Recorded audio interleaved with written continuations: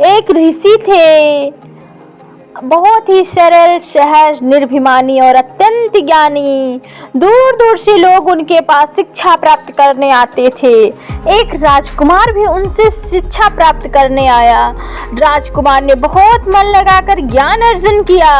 एक दिन ऋषि ने उस राजकुमार से कहा, जाओ वत्स, अब तुम्हारी शिक्षा पूर्ण हुई। अब इस शिक्षा का उपयोग करके तुम अपना और दूसरों का जीवन बेहतर बनाओ। राजकुमार ने जब उन्हें गुरु दक्षिणा देनी चाहिए तो गुरु ने कहा, अगर तुम मुझे गुरु दक्षिणा देना ही चाहते हो तो वह चीज लाओ जो पूर्णतया व्यर्थ हो। उस पर राजकुमार ने मन ही मन सोचा, गुरु अगर मांगते तो मैं उन्हें कुछ भी दे सकता था। ये गुरु ने क्या मांग लिया? ये तो बिल्कुल आसान चीज है भेंट में देने को।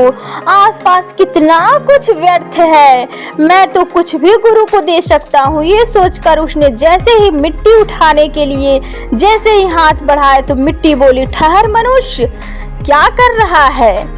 तू मुझे व्यर्थ समझता है?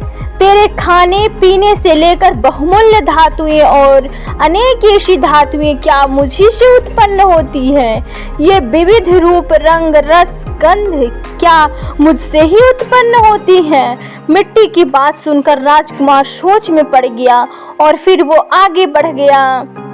वो थोड़ी ही दूर गया था कि उसने देखा कि एक स्थान पर गंदगी का ढेर लगा था। राजकुमार को लगा, इससे व्यर्थ तो कुछ और हो ही नहीं सकता, और ये सोचकर राजकुमार ने जैसे ही उसे उठाने के लिए अपना हाथ बढ़ाया तो उससे आवाज आई, रुको मानव, तुम मुझे व्यर्थ समझने की भूल भला कैसे कर सकते हो?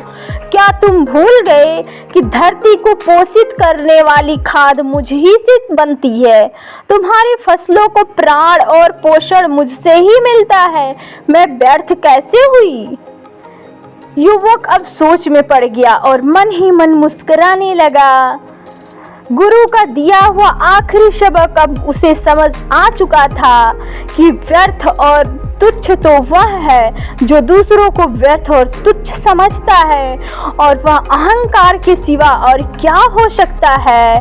राजकुमार तत्काल ही ऋषि के पास जाकर बोले, गुरुवर, मैं अपना अहंकार आपके चरणों में रखता हूँ।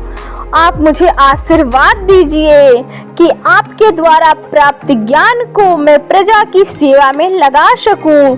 गुरु बहुत प्रसन्न हुए क्योंकि उनके शिष्य की शिक्षा अब सही मायने में सार्थक हो चुकी थी। मनुष्य के अंदर सबसे व्यर्थ होती है अहंकार।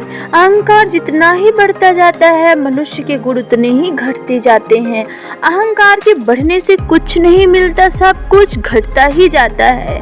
क्या खूब कहा था किसी ने, अहंकार में 3 गए, धन, वैभव और वंश, ना मानो तो देख लो रावण, कौरव, कंस। अगर ये स्टोरी आपको अच्छी लगी तो लाइक करें, शेयर करें एंड मेरे चैनल को सब्सक्राइब करें। अपनी राय कमेंट सेक्शन में